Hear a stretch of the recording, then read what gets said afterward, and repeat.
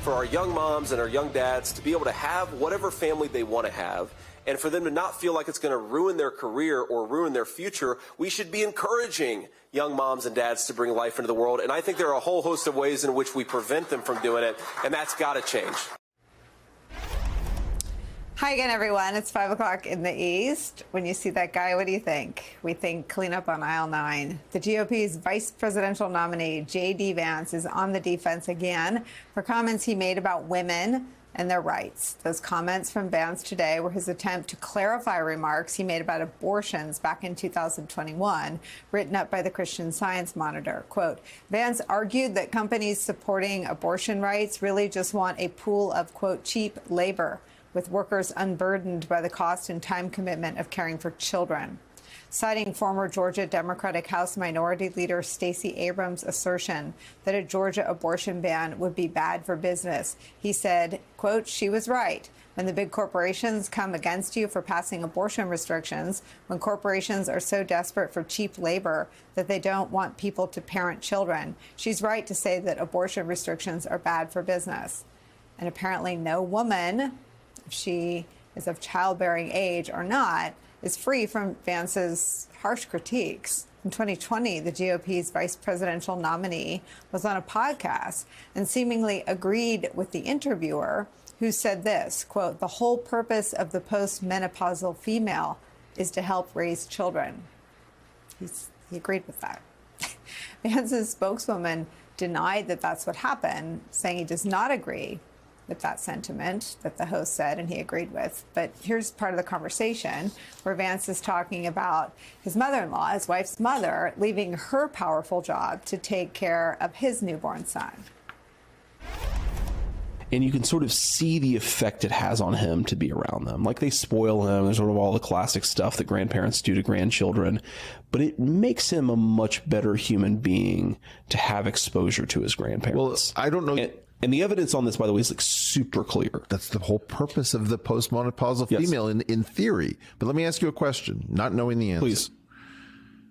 When your child was born, did your in-laws, and particularly your mother-in-law, show up in some huge way? She lived with us for a year. Right. So, you know. So I didn't know the answer to that. Right. No. Because that's this weird unadvertised feature of marrying an Indian woman. So it's in some ways the most transgressive thing I've ever done against sort of the hyper neoliberal approach to work and family.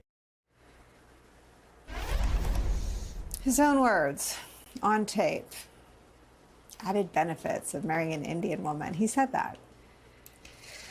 But even crazier than this latest revelation is what Vance said last night. Watch this stunning exchange on Fox News. Senator, one of my dear friends tonight said to me, well, all these suburban women, all they care about is abortion, and they don't understand that decision is with the states now. It's not banned nationally, even if some people want it to be banned nationally. It's with the states. What do you say to suburban women out there who are marinating in this propaganda?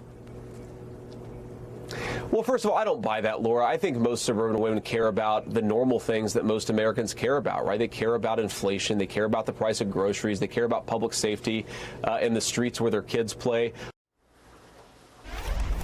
Normal things. To which the presumptive Democratic vice presidential nominee, Governor Tim Walz, clapped back, saying, quote, it's pretty normal to respect a woman's right to make her own damn health care decisions. The American people will see these two men go toe-to-toe when they debate each other on October 1st. A very low-energy Donald Trump continues to drone on alongside a table of groceries outside his mansion in Bedminster, New Jersey this hour. It's more and more weird and misogynistic comments from his VP, though, which is where we begin today with some of our favorite experts and friends. Former GOP communications director and co-founder and CEO of the Seneca Project, Tara Setmeyer, is back. Plus, the president of Reproductive Freedom for All, Mini Timuraju, is back. Also joining us, former campaign manager for Barack Obama's 2012 re-election campaign, Jim Messina, is here. And former Trump impeachment manager, Congresswoman Madeleine Dean of Pennsylvania, is here. Vinny, I'll let you go first.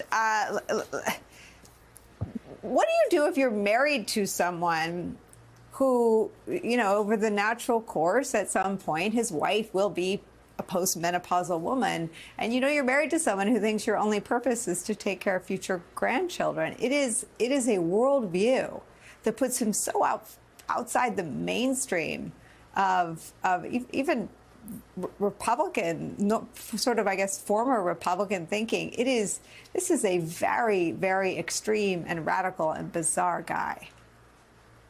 So, as an Indian American postmenopausal woman myself, I've been waiting for this moment, Nicole.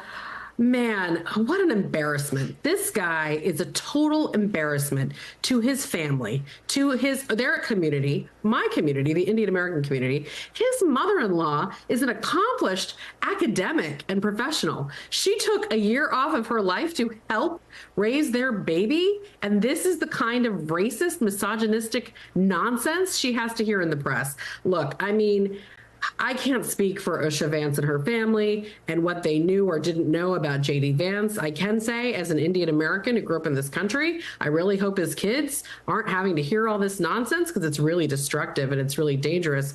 But at the end of the day, J.D. Vance is running for vice president of this country. And it is unacceptable that he has this viewpoint, not just about women, but about immigrant communities, about so many of us. And postmenopausal women are about to show up and let him know what our goal is. And it is to stop a Trump-Vance presidency and vice presidency. And it is to elect Kamala Harris and Tim Walz. Well, Minnie, Hillary Clinton tweeted this: childless cat ladies, postmenopausal females. Is the Republican ticket aware that women can vote? It's pretty politically, forget about how offensive the comments are. Politically, you're going to X out all of these people from your coalition. It's insanity. It's also bizarre how much of this, Nicole, that he was just willing to say out loud publicly on podcasts, to press, even in the last couple of weeks, Look, it's a really distinct worldview. I talk a lot about the need to draw contrast, right? It's not enough just to say what we're against, but to also say what we're for. So going back to a J.D. Vance, Tim Walz debate, look, we have a very clear delineation. One party espouses a set of policies that are bad for American families and that hurt American women, but also all childbearing people in this country, and I guess postmenopausal women too. And one party wants to advance care. It's not just about abortion access and reproductive freedom. It's also about the care economy, paid family leave, investment in universal child care, and investment in an economy that will provide and strengthen Americans who want to have families. And it's very, very clear. So that, if anything, it's helpful for us to have more proof of that. Congresswoman, there's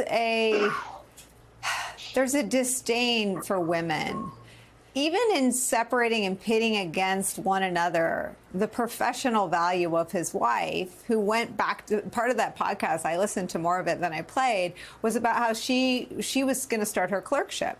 So it is also this really sick pitting one group of women, the postmenopausal female, that's his mother-in-law, against his wife of childbearing age, and deciding that her career value was greater. She had to go back to her clerkship than his mother-in-law's. There's more than misogyny in there. There's ageism, there's sexism. He called it transgressive when he agreed with the interviewer who said it's a benefit, a benny, of marrying into an Indian family. I mean, this is some really, really nasty stuff wrapped up in this guy's mind. Well, it's good to be with you, Nicole, and also Minnie and Tara and Jim. I have to admit to you, shocking as it may be, I too am postmenopausal. And I have grandchildren, and I love the time I get to spend with my grandchildren. And any time I can be a part of their upbringing is something I enjoy. In fact, all 4 of my grandchildren have been with me this week. So that's a lot of fun. But what J.D. Vance is doing is he's showing how he has no core. He has no core set of values. He has no idea, actually, what he stands for. After all, this was the person who said, I'm a never Trumper. He compared Trump to an American Hitler. So when he talks about women in this misogynistic way, it's stunning and shocking. He also talked about suburban women not caring, as you pointed out. about reproductive health care, about abortion rights and health care, that they care about normal things like inflation, cost of groceries, and crime. The truth is, I'm also a suburban woman who represents hundreds of thousands of suburban Philadelphia women. We care very much around our reproductive health care choices, our privacy rights and choices. We don't want J.D. Vance or Donald Trump or state legislators in our doctors' offices.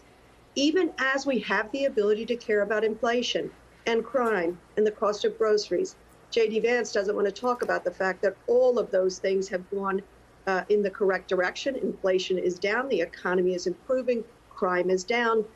They are so flailing, Nicole. They are unhinged, and we see it both in the soulless J.D. Vance and the unhinged, dark Donald Trump.